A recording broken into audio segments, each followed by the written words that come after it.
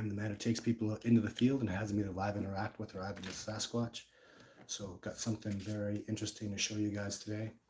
So the last expedition was just a very typical Sasquatch expedition. I was out in the field last time I did the live show, and nothing had happened. And nothing happened until day 5. We started to hear some calls, see some potential beings moving around us that was very Sasquatch. And what I mean by that is, so when we're out in Sasquatch habitat, we're looking at incredible breaks, structures, tracks. Everybody's wandering around doing Sasquatch stuff, and we're not being quiet. Elk aren't going to approach you. Deer aren't going to come around you. Like there was 5 of us in total walking around. I had an extra person on the expedition because I had to lose 2 expeditions because of the forest fires. But when you're out there in Sasquatch habitat, looking for Sasquatch, seeing Sasquatch signs, I mean, the Sasquatch, when you're out there and they've made these signs, they've made all these breaks in these structures, and we're looking at that and paying attention to that and appreciating that, surprise, the Sasquatch come around. So what happened was we heard a really cool, I think like 2 tree breaks snapping at the same time. We heard a sound that we couldn't quite identify that I think is, I think the Sasquatch are banging on the national park signs with wood. Punk! It's this weird sound. I've heard it like 5 times. I guess the expeditioners would disagree with me because we had 2 of the expeditioners went to base camp and I went out, about 300 yards away to the national park boundary and smashed. So what happens on the boundary that's abandoned? Nobody goes down it anymore. Nobody's been down that boundary in probably a decade at least. It's just a mess. It's completely abandoned, but there's these little signs. They're about 3 feet high and they say national park boundary. And I still believe, even though the expeditioners that are very exceptional men and have very brilliant opinions didn't think it was that sound.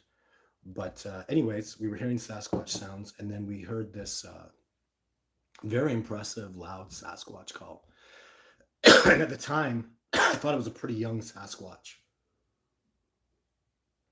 And then we heard these very strange owl chirps all around us. And I mean, like we were surrounded by a herd of owls. I literally, imagine this, chirp, chirp, chirp. And then one of the expeditioners goes, chirp, all around us, 360 degrees, owls chirping at 2 o'clock. So was it owls? I don't think so, because we just heard a Sasquatch call and then went out to the wilderness. And I guess, how long? We're 3 minutes in the show. Hello, everybody. Welcome. Hi, Paul. So I'm going to go through all you guys. Hello, James, Andy. Thank you so much for tuning in, everybody. So I'm gonna make a video out of it. But let's see. So this is my camera of choice. It's the Canon PowerShot SX70. With the SX50 is what I filmed Kubota with. And without this camera, there would be no Kubota. I literally, when I turn this camera on, guys, it's about a $500 US dollars camera. Look at this, watch this. That zoom is ridiculous. It's totally ridiculous. What's amazing about it is when you zoom in like that, if there's a dark spot, like Kubota, what happened was I heard a boom. I saw a light spot go dark. And with my eyes, I couldn't see it. I mean, that camera was 50 times optical zoom, and I punched in another probably 20 times digital. What happens is that dark spot, as it goes into darkness, it has a high sensitivity sensor. So it's the Canon PowerShot SX70 HS, which means high sensitivity sensor. So it goes in there, and suddenly it's all light. And then I saw Kubota and got that incredible footage. Well, this incredible camera with this amazing zoom, I saw a Sasquatch when we got called out. What happened was I spread out all the expeditioners. We were about maybe 50 yards away from one another, and we sat down to meditate, and a Sasquatch approached me. And when I saw him, I had my camera over like this. There'll be a video about it. We had some cool stuff happen after that. So I have the camera like this, and I see the Sasquatch. I got to tell you the reality of filming. So first of all, it's a very blob squatchy thing. What happened was, I'm going to show you guys, see how this turns out on the live show. This is the actual shot. So you can see in the middle there, in the middle, that dark spot, that's the Sasquatch. What, I don't know how well you can see it. The problem is, so it's blurry here. It's not turning out great. This is just me being kind of a jerk. But that dark spot is the Sasquatch. What happened with this camera is it won't focus past that freaking branch. The branch is like 8 yards away from me, and the Sasquatch is about 30 yards back behind that, up on a hill. And I can see his head coming up, and I see him clear as day. And this is the other issue that I have that's new. So I went to the optometrist, and the freaking optometrist, if you know about them, the jerks made glasses that are way too strong, way too strong. I went back and I had him re-examine, like, man, these are too strong for you. When you have glasses that are too strong, you can't see up close. So I see this Sasquatch with my eyes, and I pull my glasses up to look through the viewfinder, right? So now I'm looking through the viewfinder, and now I actually can't go back and forth. I'm focused on the viewfinder, and I can see the dark image in the background, but I cannot see the Sasquatch past the branches. So I stand up, and this is the other freaking, I know how to use this camera very well. So you see this? That's the on-off button. And this is the scroll wheel. You see what I just did? Watch this. So I have to scroll exactly this way to get to manual focus. On manual focus, I know this camera like the back of my hand. I can operate this thing with my eyes closed. And when I have it on manual, I can focus on that Sasquatch. So I can't see up anymore. I literally can't see the Sasquatch well without my glasses. So I'm relying on this. So I hit record on the video, and I scrolled over, and you know what I hit? Look at this. You'll see it very obviously. As I scroll like that, I bump the on-off button and I turn the camera off. I don't know. So I'm looking at the camera, go, the damn thing shut off. What happened? And I don't buy that Sasquatch turn off power and Sasquatch kill your batteries. I've never experienced that ever. I've experienced cold kicking the hell out of your cameras. They don't focus well. The batteries are sluggish. The camera moves in a sluggish way when you've been out in -20 for 5 days. So nothing operates really well. Anyway, clearly I shut the camera off, and then I started talking to Sasquatch. The first thing I said to that Sasquatch, so now I see him pulling back a little bit, and he kind of freezes. And I can see him not really well because I'm not putting my glasses back on. I don't have terrible vision. I can see where he is, and I can make out his face, a bit of his shoulders. Camera's off, and I'm done. I'm not going to play with my camera anymore because I saw him sort of move back a little bit and then stop. I know he's about to back off. And if I look down and start dicking with my camera, he's going to disappear. So I'll keep my eyes on him. First thing I say is, hey, I see you. You know what? Multiple reasons I said that, because I'm letting him know I can see him, but I want the expeditioners, all of them, to push up. At this point, there's 3 expeditioners with me. All very intelligent, smart guys who get the cue. Hey, I see you. So, and then I don't remember what I said after that. Thanks for, I don't know. I just kept talking to him. And then when I saw the Sasquatch kind of back off, I stopped in my tracks, and I got the position of everybody. And I literally said, guys, there's a Sasquatch here. And they came over, and then we went back. The ground was hard, so I didn't find tracks. Remember, I'm dealing with an elite level tracker that was on all fours, moving very fluidly, and the ground was hard. What we did see, that I took pictures and I noted, was the direction I think he came in, the mushrooms were all busted over. So I don't know if they were poisonous mushrooms or not. I'm just learning about mushrooms, the hundreds of species that exist out where I work. It's kind of my new fun thing because I love mushrooms. And then we pushed back, and everybody kind of spread out again. I saw a dark figure about 20 minutes later moving off in the distance, and we didn't get anything after that. But so that's the blob squatchy footage that I got. The reason I don't have better footage is it's just operator error. When you're, as many times as I've seen a Sasquatch and been around a Sasquatch, I get fluttered a little bit. I don't know if it's excitement or a little bit of excitement, a little bit of, oh my God, a little bit of reverence for them. They're so amazing. I mean, he looked so magnificent. It was a thrill. And then everything was kind of coming together too, because I felt like it was a young Sasquatch calling to younger Sasquatch. And that's what I saw. It wasn't a big Sasquatch for sure. Like I would have liked to have found a track, because I would say he's probably about 12 years old. So, and I don't know this Sasquatch. He's young, very, very dark. like black to dark brown. He looked magnificent. His shape, his look. But I only had about 3 seconds to really look at him, uh, and not in great clarity, but man, he just looked like just so magnificent. He was the one that made the call that didn't sound very adult, didn't sound very powerful, just sounded like a young teenage Sasquatch making a call. And I know there was multiple other video animals around or individuals around because of those owl chirping sounds that we heard. That if you know owls, guys, they don't do that. Owls don't come in herds. They sounded very bird-like, but that sounds very bird-like too. Takes nothing to do that, and that's what the natives did. The Cree, the Blackfoot, the trackers that I've worked with, they make bird sounds. They do it perfectly. I know you've seen people that can do that. The Sasquatch can do that.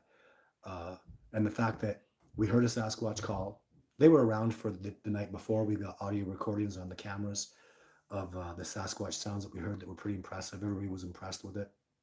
And then the sighting and all the excitement around that. So pretty cool stuff. So I'm 10 minutes into the show. That was my intro to the show. And so that's what's happened as of late. So pretty exciting stuff.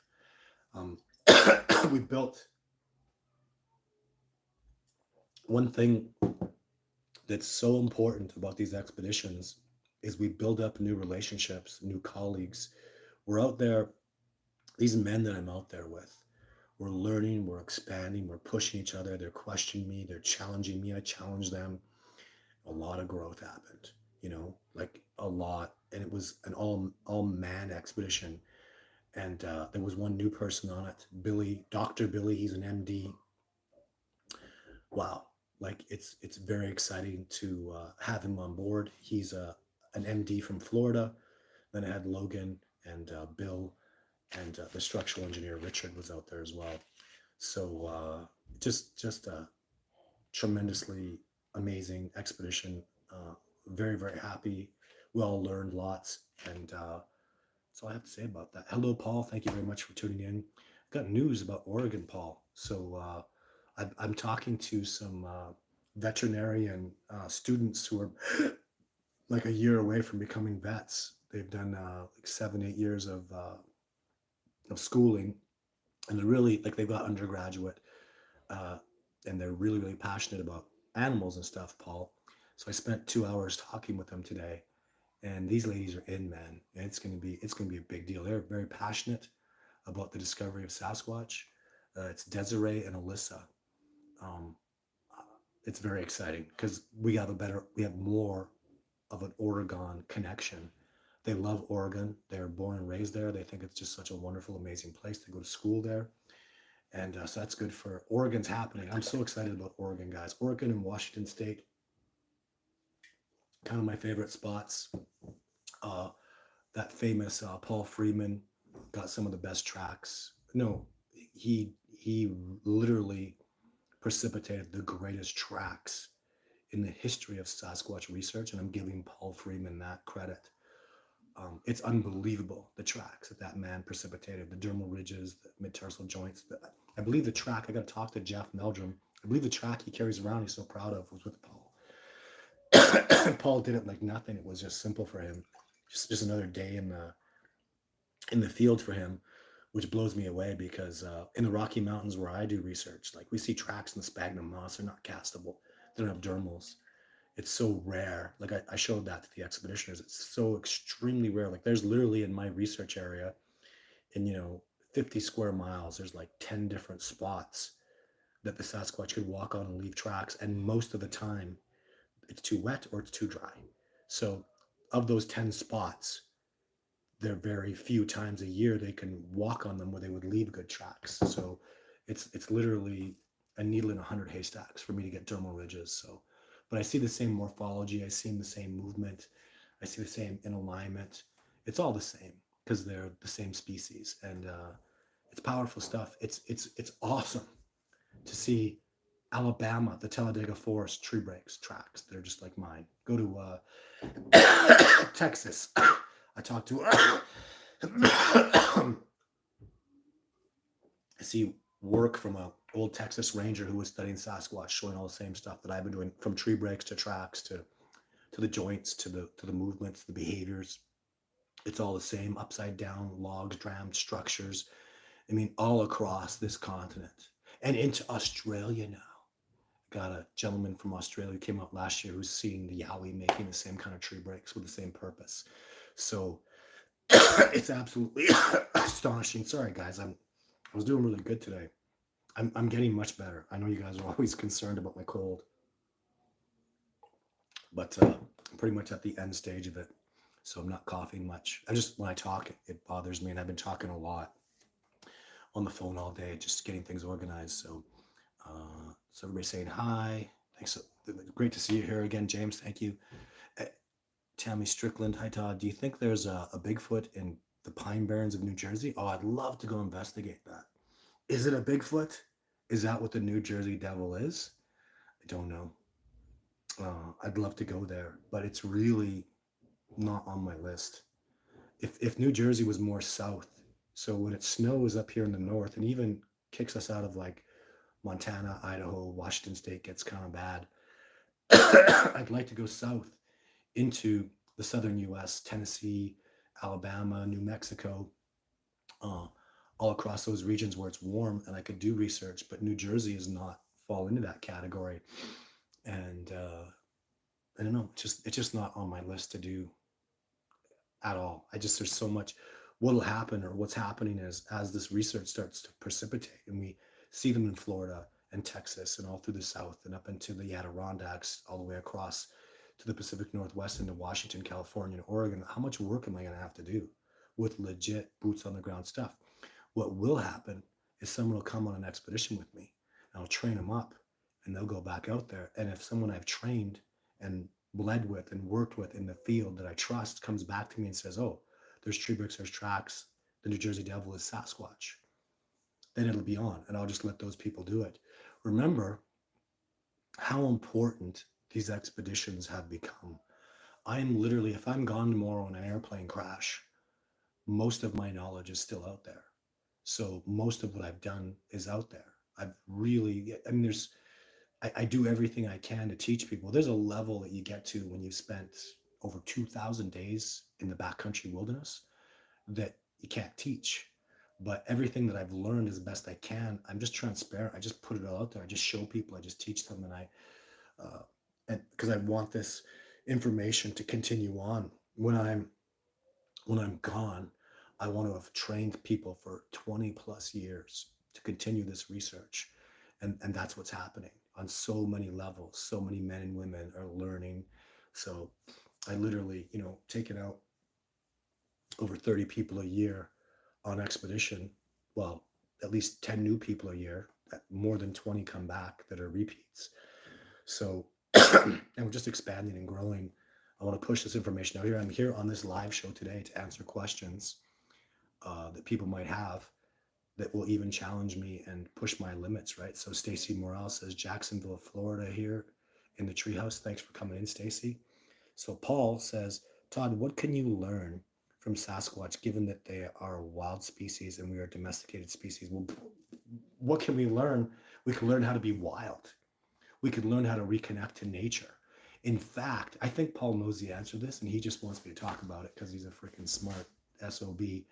But literally, like I was talking today with these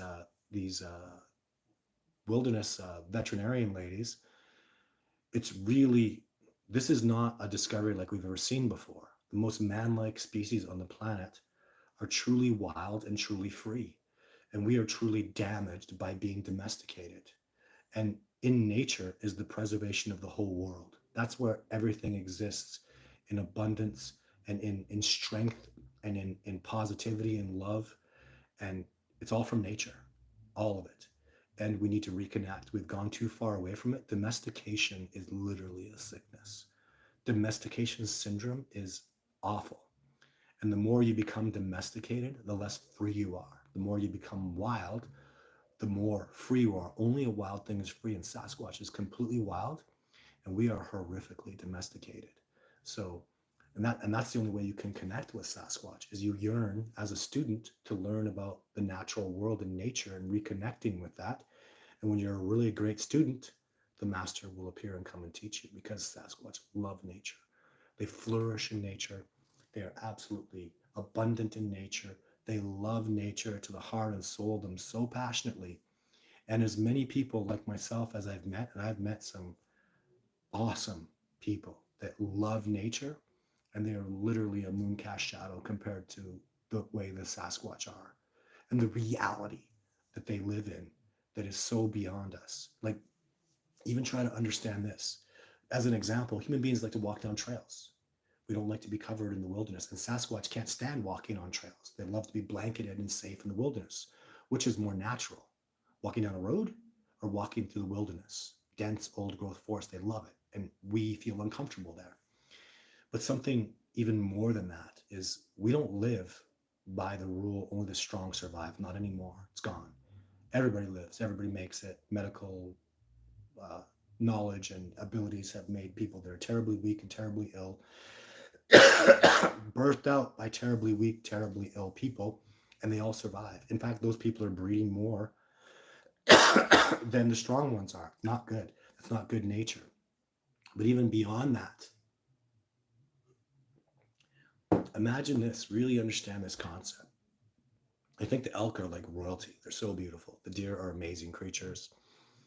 And the Sasquatch feel more so passionately about how beautiful the elk and the deer are. I know this, I've seen it. And they put hands on those animals, hands on, and kill them and take their lives and then eat them.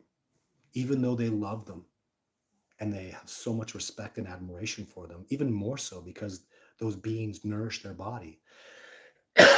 And yet, all Sasquatch have the ability to look at that magnificent being and kill it and take its life. That is wild. That is another level. And I don't know if you can understand that. I do very, very well. It's one thing, and you think, well, I know. No, have you shot it with a bow? It's not the same.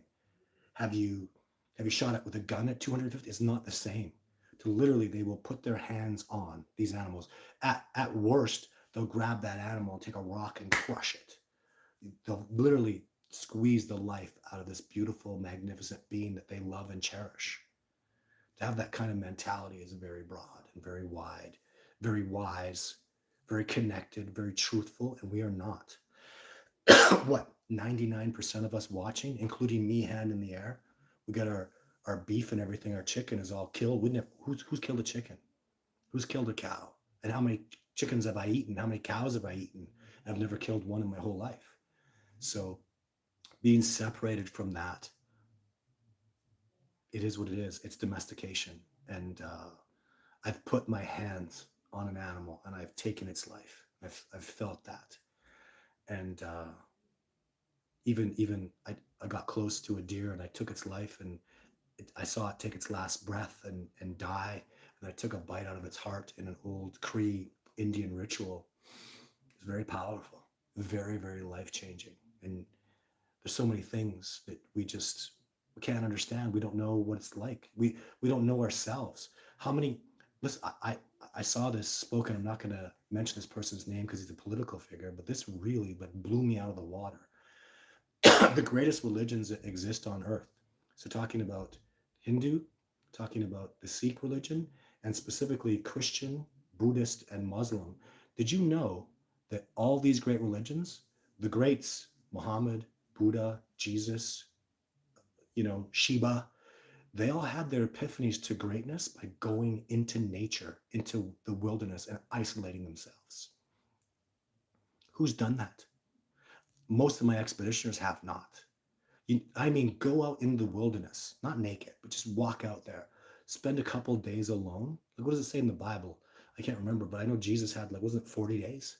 He went out into the wilderness, because I'm from a Christian society, right? Buddha did the same thing. He went out into the wilderness. In nature is where we have the greatest epiphanies. Who does that? I did. I could put my hand in the air. I've done that. I've done 8 days alone by myself. And I'll tell you, you can't do that without being changed. It will change you in your soul. And the Sasquatch live this way. They can live connected or they can separate and go off and isolate and really find out who they truly are in relation more specifically to nature.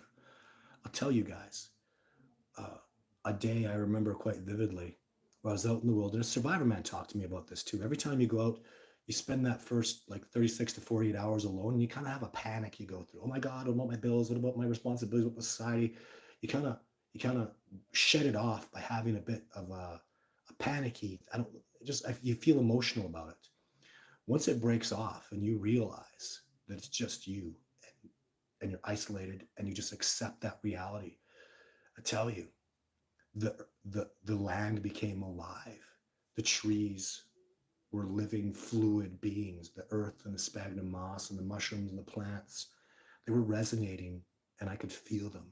I was so connected because it was like I shed this domestication syndrome skin and got back to old nature in my body that I still have, and I hope you still have. And it was awesome. And every time I do it, it is nothing short of awesome. I haven't done it in many years now, and I'm due. I need to shake it off because that's an amazing thing. And I could only really recommend that for men. I don't know how if a woman would go do that. I don't. I don't think that. I don't think that'd be healthy. I think a woman should go out with a masculine and be protected, and maybe go through it that way. I don't think it would be healthy for a feminine to do that alone. Because in my world where I live, there's a big difference between men and women. I don't raise my son the way I raise my daughter. I don't do expeditions with men the way I do it with women because there's a difference between the two. There's a definitive 100% difference. We are not the same. And it's just something that I've really fallen into and learned about.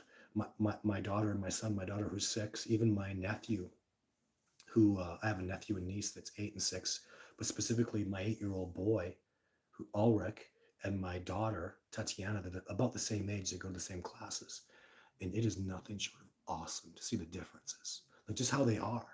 My daughter is feminine and nurturing and loving, and she likes pink and purple, and Ulrich is not. Ulrich's a boy, and he's masculine. He's scrappy. He's got backbone. He doesn't take crap from people. My daughter is very gentle and nurturing in that sort of way. And I talk about that because that's truly the nature of things. And how does that translate to Sasquatch? Well, what I see in them is it's very much so the boys that are coming around and interacting, being boys and playing and having fun. But when the females come around, which does happen as well, it's a very different encounter. Like we basically got owned by Jane one night a few years ago. She made a beautiful structure to us. She made some beautiful calls to us. And she made some very feminine tree breaks that were not big or impressive. They were just precise and very feminine. It was a wonderful lesson to learn to see that femininity in the Sasquatch. Remember, they're very primordial, they're very natural, they're very nature orientated. So their masculine and feminine is powerfully in place. We see serious sexual dimorphism between the males and females. The males, like Patty, she must have been fully grown. What is she, 6'8"? Maybe 550 pounds. I think that's about what Jane is. I don't think Jane is maybe 7 feet tall. She doesn't have the thickness. I see the males, Seeger, Jake, they're over 9 feet tall. So that's 2 feet, but they're pushing 1,000 pounds, guys, like 950, as opposed to maybe a 700-pound female. And I'm kind of up judging, being really transparent. I see the females under 700 pounds, maybe 650, you know, under 7 feet even, like 6'11", 6'8". And what I see in the males, 9'4", 1,000 pounds, guys, like 980, 960, like freaking enormous. They're huge. They'll get smaller as you go south, like all the animals do, and they'll get bigger as you go north. The biggest Sasquatch are going to be up in Alaska and the Northwest Territories, if indeed they are there, which I do think they are. But there's serious size differences, and that makes us different, male and female, and that falls into this research, right? So what a long answer that was, Paul. I really went off on a tangent. Apologies.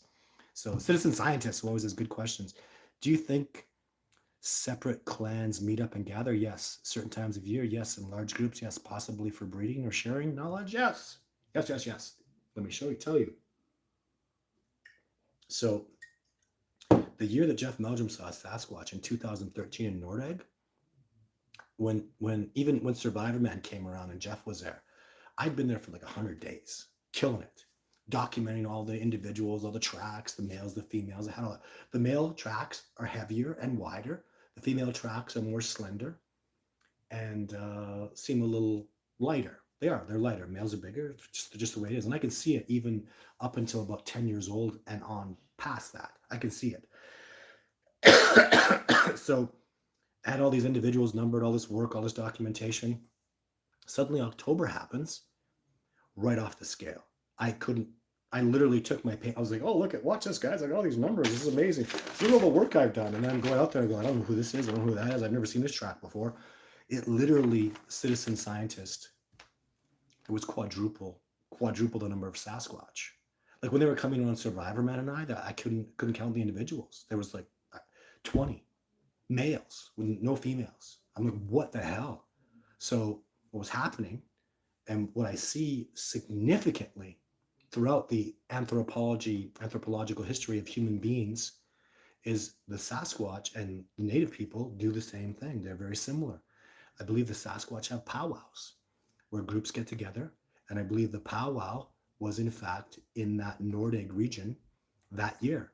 I've also been there other times where it's dead. Virtually no Sasquatch around. Let's say I'm taking note of 15 individuals and one will be coming around, and never like a mature male or female. It's a 12-year-old. That year in 2014, after the year of 2013, it was a spectacular year. There was like one Sasquatch following us around, and I couldn't get note of any more than that. But before the October powwow, there were multiple individuals I was accounting for, and then they weren't there. They left. And I see that a lot. I see that a lot. And I'm seeing stuff in the Sasquatch hunting techniques, the way they move, footwork as you move, the sounds you make as you move. It's all the native people learned from Sasquatch. The term Sasquatch, properly translated, is wild master. So wilderness master. Or you can maybe even say wilderness teacher, right? That's the reverence that the native people in most cases have had for Sasquatch. They think they're amazing, incredible wild masters. Well, you're going to learn from the wild master. And of course, I would also speculate that the shaman and medicine men and great chiefs did know about Sasquatch, but would have had more interactions, more to do with, right? Trading, and you hear legends of all sorts of different interactions between the native people here in North America and Sasquatch. So I don't have any short answers today, guys. Boom, Chris. Chris is here. That's awesome. Are you ill? You're coughing? I'm just a little bit. Drink water, drink pineapple juice. God, guys, if you saw the vitamins I take, oh my God. Your face has been through a lot, sir.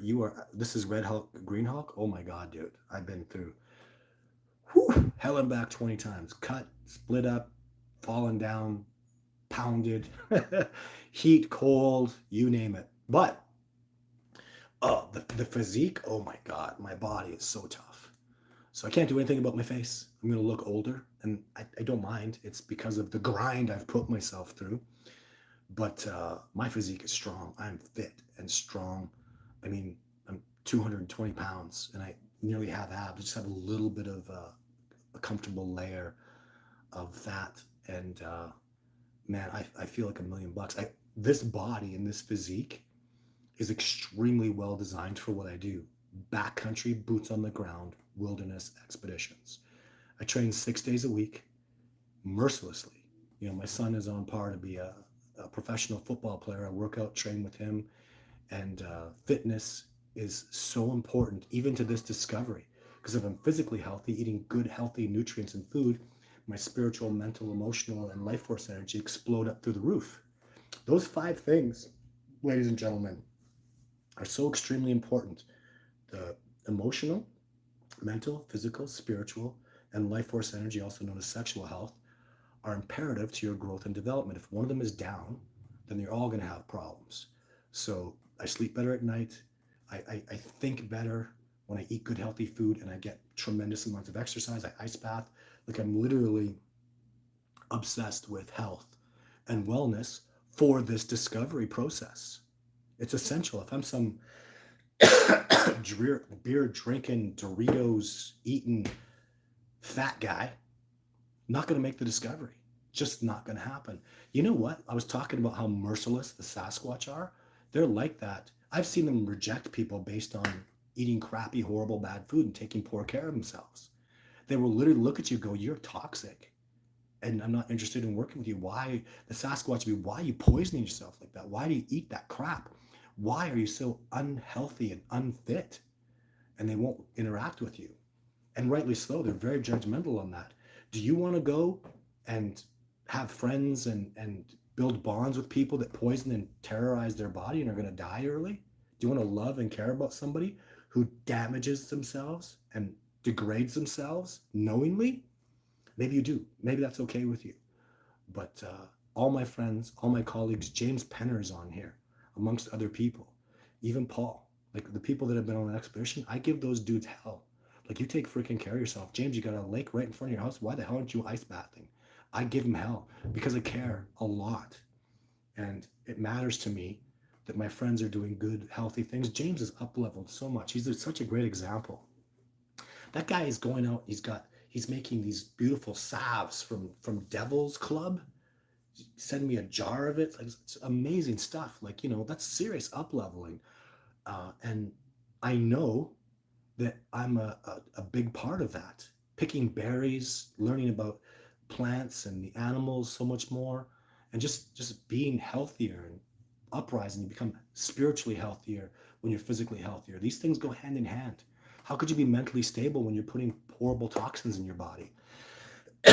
This has everything to do with Sasquatch. Everything to do with Sasquatch.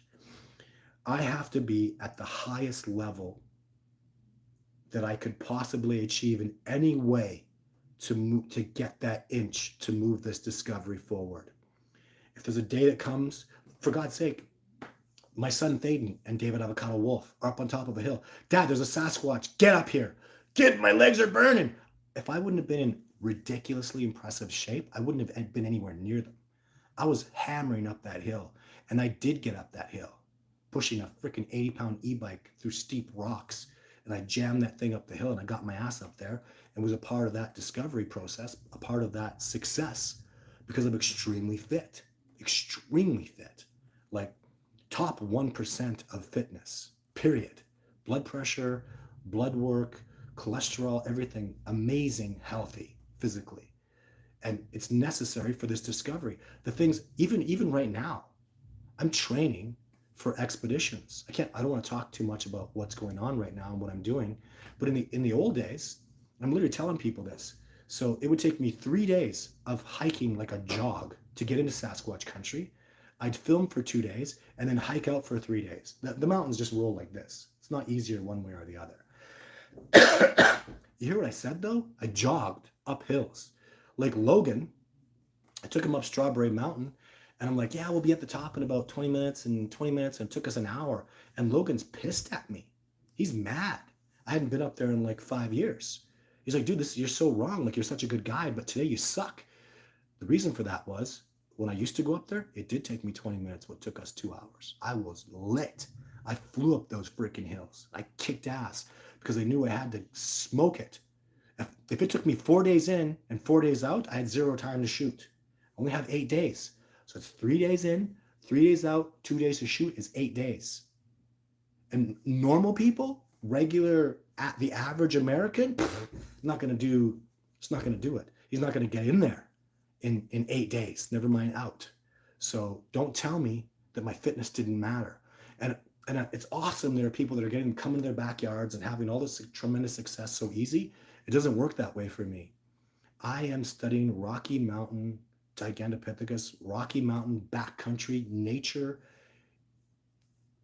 deeply nature, top to bottom species that thrive in the most incredible, harshest wilderness areas that I have to get my ass up to. There's no helicopters going to drop me. There's no trails half the time. And the trails are convoluted, full of trees. You got to kick ass and you got to be tough as nails to get out there. And you don't make any excuses about it. And that's what I've done. And That's why I've had great success over and above a lot of other people who are literally beer drinking, coke drinking, and I don't mean to be an ass, but I hope you guys take better care of yourself than that, because that's what's necessary. Absolutely what's necessary for this discovery process. I can be around a Sasquatch, and they can come to me and see me at the height of my physical, mental, emotional, like the highest level of spirituality, because I've meditated, I've trained physically, I've eaten, and it's so freaking important, guys. So important. So please subscribe. Thank you for putting that up, Andy. That is amazing. Tristan says, "Good evening, Todd. Hopefully you can get Joe Rogan or Logan Paul or Mr. Beast to bring Sasquatch to the mainstream." It's going to happen, guys. Listen to me. You've seen my videos. You've heard about my success. You've seen Jeff Meldrum, Les Stroud, all the dozens of people that I take out every year. And I'm telling you, don't take my word for it. Come out with me and I will show you a Sasquatch. I literally can't lose a debate. I sit down with Joe Rogan. Joe Rogan thinks Bigfoot's not real. It's fake as F, says a bunch of swear words. Him and I barter back and forth. If he's disrespectful, it doesn't matter. Because at the end of the conversation, it goes like this. "So you think I'm full of crap, Joe? You think I'm a hoaxer? You think I'm a liar? Cool. Why don't you come out with me and I'll show you Bigfoot? I dare you to come out with me in the wilderness, and when you see one of these beings," see this video right here, this Jake, the video 3, whatever. You see those? When you see one in real life, when we go out there in the wilderness and you see it with your own eyes, you see the evidence, the tree breaks, the tracks, the structures, all that's there, the sounds they make, you will know that they exist and they're real. And I have this much fear. Zero. See the space between my finger? I have that much fear of taking anybody out and showing them. Mr. Beast, Tyler Oliveira has been talking to me, Logan Paul, Russell Brand, Jordan Peterson, line them up. I literally can't lose. What will happen? What happened with Survivor Man? What happened with John Bitternegg? What happened with Jill Belgium? What happened last week? Right? So what happened with you, Paul? I don't even remember about Paul's expedition, actually. You know, but what happened with you, James? Got a photograph of a Sasquatch. And when you're out there, like as an example with James, 1 second. That man will speak harshly to you if you ever accuse me of having put that on. He will laugh in your face. James Penner will look at you and go, "Todd wasn't looking over there. Todd had nothing to do with that spot. I saw that Sasquatch. I took that photograph." And even Stefan, the other person that was there, they had their interactions. I was at high alert, protecting, watching these guys.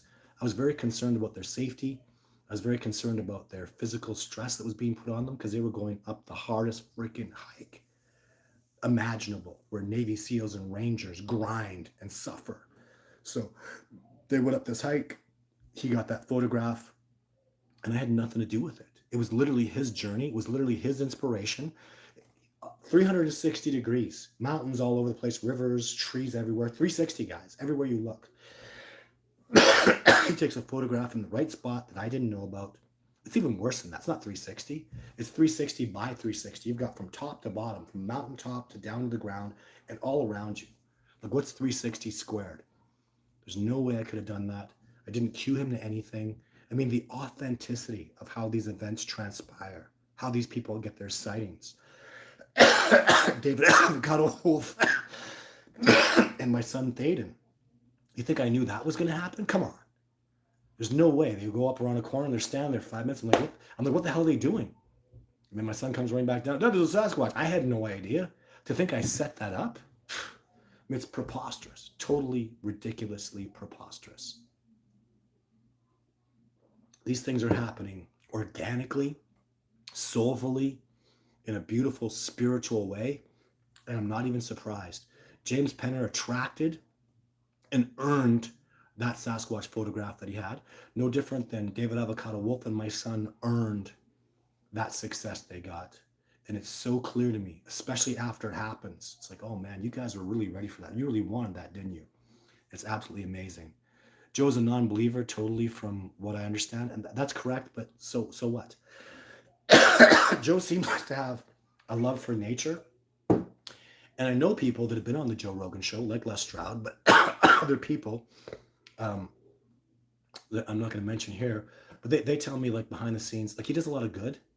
and he has a lot of good insights, and he's never been challenged by someone like me.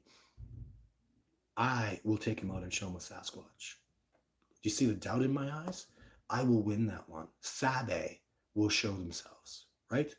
And I think there is something special about Joe Rogan. I think there is an authenticity to him. I understand why he thinks like he does, and that's okay. I will. I always win. When did I not win? I always win. And it's not really me though.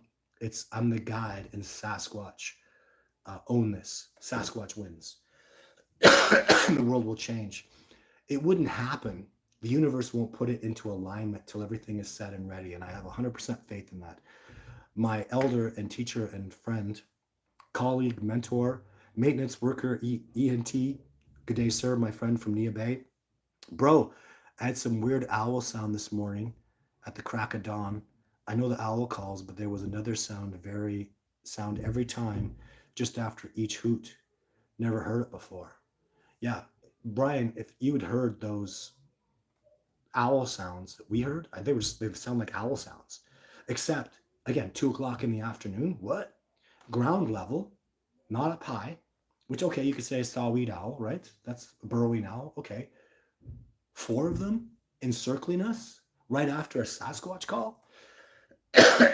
Again, let me teach you guys a little lesson. Very important lesson. Sasquatch are highly empathic, highly telepathic beings. I'm talking to you, Brian. And you know this in your heart already. I want you to think into this. When they put a sound out there, the sound is to cue you to an image or some mind speak they're sending. That's the only reason they do it. When they make that boom. So imagine a Sasquatch is looking at you and thinking about you, and you're not picking it up because you're not good with the mind speak. So what he'll do is he'll focus and he'll concentrate on you. He'll go, I see you, I see you, I see you. Boom, feel me. And then that feeling that comes after it. You hear the boom, and the sound is to cue you to the telepathy, to open up you deeply inside spiritually. And especially Brian, every time after each hoot. So if it was a Sasquatch, you have to feel into it. And this is where it comes in a little bit fake it till you make it. Assume it is something, and then you'll move forward and you'll figure out what the truth is. If you understand fake it till you make it. With telepathy, you must do that. Because we have these things, we'll have this imagination and all these thoughts going on in our head, or is that mind speak? And you can't differentiate the two.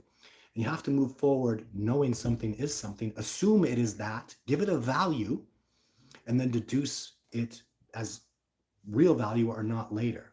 If you do nothing, if you put a 0 times a million, 0 times 500, 0 times 60, 0 times 1 is 0. So if you don't assign a value to the mind speak, you'll never go anywhere.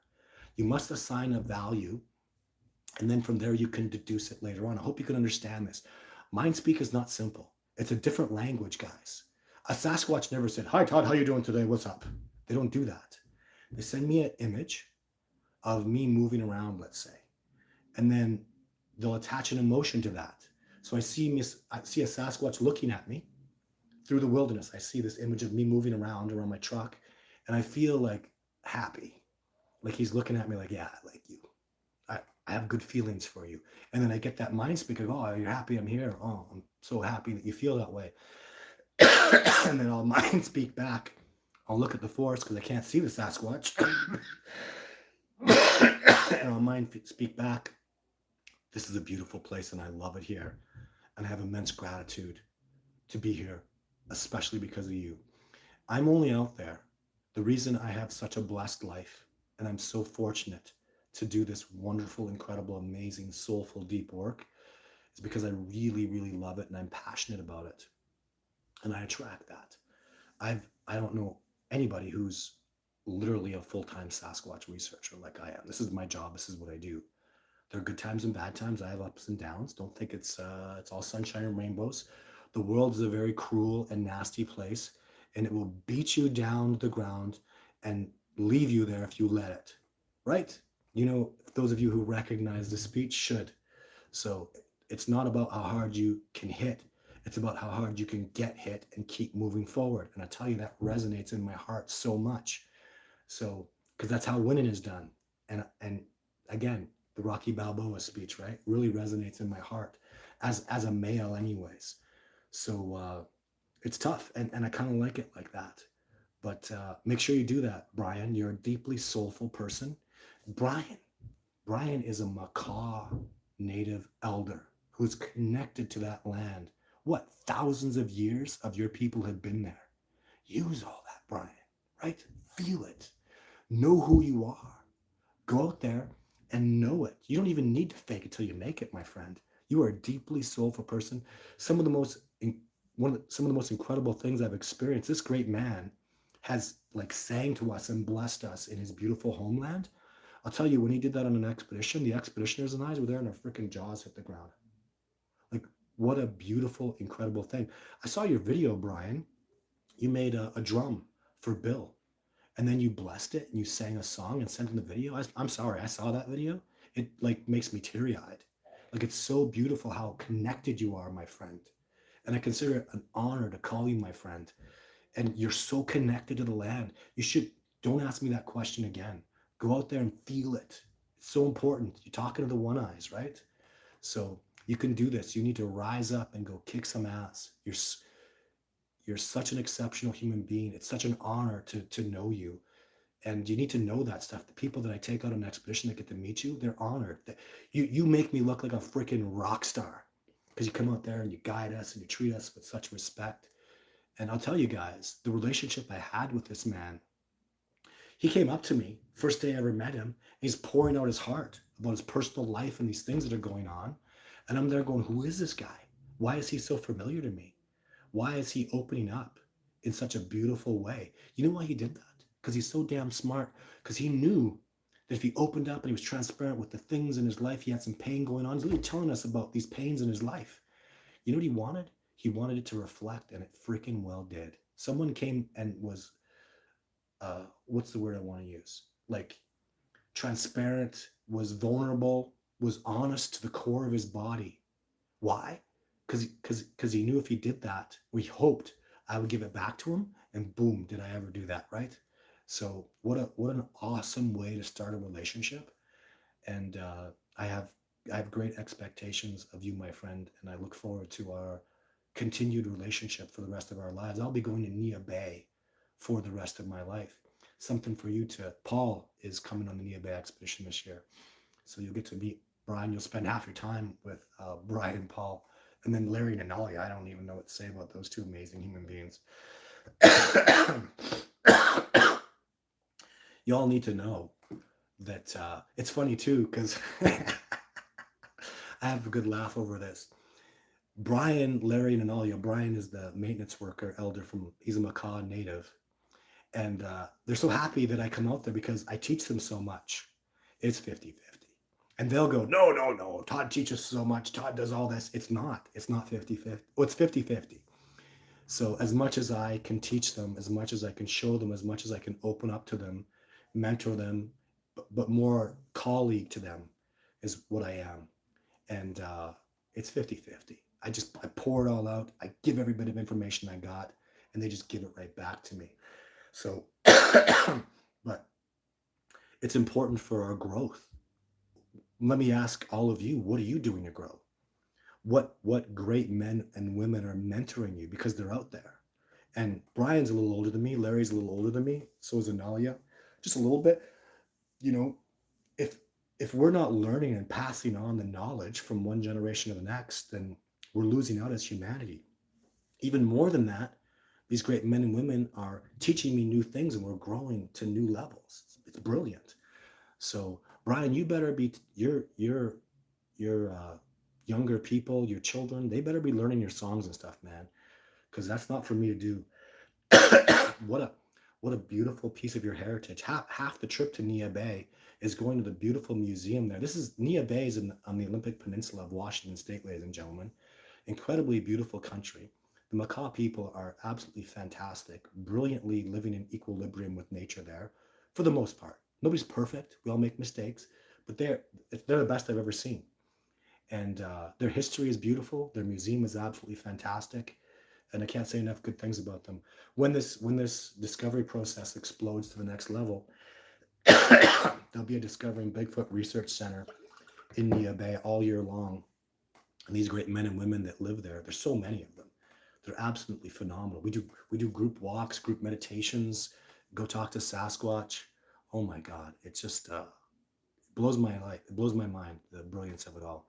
Have you ever sat down and talked to Sasquatch face to face? Oh no, close. Uh, Big regret, that I was in the moment with a Sasquatch, probably one of my best moments, and I came out of it and became civilized and domesticated and lost it. So one of the biggest regrets of my whole life. But maybe I'm going to end it with this today, guys. I'm going to tell you about this. Oh wait, Stacy says Kubota is scary. I mean, those eyes are thinking eyes all the way. Brilliant. Let's not be scared of Kubota anymore. He's amazing. He's wonderful. He's an elder, and I just got to get over the past and stuff that was, kind of maybe some negative experiences. But uh, what did I want to talk about? Okay, so uh, this is pretty deep. I don't think I've ever talked about this before. So I was on an expedition. I don't remember who with, doing a lot of meditation, and so the Sasquatch in my area respect me, appreciate me, and want humanity to thrive and come back to nature. That's why they're teaching me. That's why I'm here teaching you guys and passing this information on. But half of the Sasquatch don't want that. Half of the Sasquatch really hate people and disrespect them and don't want to help them. And you shouldn't be surprised. Half people are Republican, half are Democratic, half are liberal, half are conservative, half are vaxxers and anti-vaxxers. It goes on and on and on. Every reserve you go to, it's one half of the tribe hates the other. It just kind of, it sucks that it's that way. But so there are Sasquatch that don't like me. So I sat down in this beautiful meditative state. And you know what they did? They led me to talk to like the leader of the Sasquatch that hate people. And man, did he have some stuff. Like he was showing me how evil people are, the evil stuff they've done, the damage. It kept putting in me, how are you going to fix it? How are you going to stop this? And I had this really amazing mind speak with him. I wasn't, I felt challenged, but I mind spoke with him for about 20 minutes. And he kept pushing me like, what are you going to do? How are you going to make a difference? Why should we trust you? I don't like you. These images and these emotions. And I said, it's true. There's a lot of darkness in humanity, but there is light there too. And there are many of us that are want to up level and are working towards this. And the way you're going, if people stay dark and don't come into the light, they will literally be evil and dark and destroy this planet of what you're a part of. And my whole goal, honest in my heart, like to the deepest part of my soul, and I can tell this to him because he's right in my head and everything is transparent, is there is a way and there is real hope for humanity. I love my people. And with you or versus you, I am going to be a part of this discovery. I have such respect and admiration for Sasquatch. That's a total understatement. I love their nature and their world. And the people that I work with are all devoted to protecting that and wanting that. And we're worth it. And we're not going anywhere. And you're not going to stop me. And I care. And this is who I am transparently. And I talked a little bit about the difference that I want to make and how I want to shift humanity and bring them back. And when he saw all that, he was like, all right, let's see what you got. And it wasn't I hate you and I'm mad at you anymore. It was, wow, those are some pretty impressive insights. Let's see what you can do. I'll be watching you closely. And then I came out of that mind speak with him and I went back to the Sasquatch that were all around closer and they were blown away. They were like, oh my God, you just talked to Joe Biden and damn near convinced him to join Trump.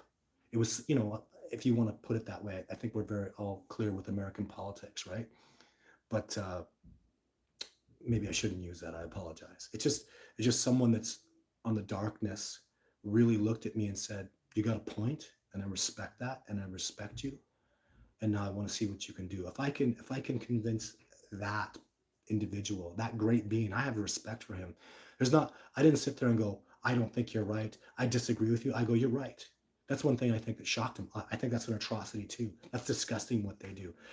It's terrible that my people feel that way and I don't agree with it. And he was kind of blown away. He's like, wow, you think that's, and I want to make a change. And if we don't do something, that won't stop. That's my job, is to make that stop and help people become lights and see the light. And you really got it. And my Sasquatch troop was really impressed. I felt like all this positive energy from them going, wow, like we do, that was a big trial, and you just knocked that right out of the park. Like you just killed that, kicked some ass. So I don't find that difficult, because I've had to do a lot of soul searching about this discovery process.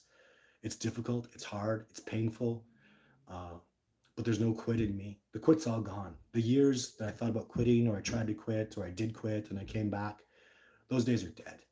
I will never stop doing Sasquatch research for the rest of my life. I'm devoted to this. I'm passionate about this. And someone who doesn't quit always wins.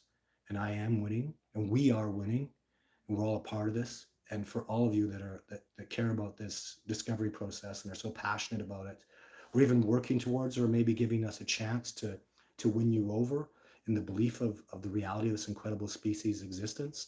Thank you so much for having an open mind and supporting us, because we're going to need every inch we got, guys. This is literally, life is a battle of inches. Inch by inch, we get this. And we're winning and moving forward. And that's immensely, I'm immensely grateful for all of your support, even just like spiritually, emotionally, sending me those signals, keeping an open mind, and making those changes in yourself. So thank you very much for all that support and greatness. There'll be a live show next week for sure. Um, until then, there'll be a new video coming out soon, and lots more to come. So stay tuned. Bye for now.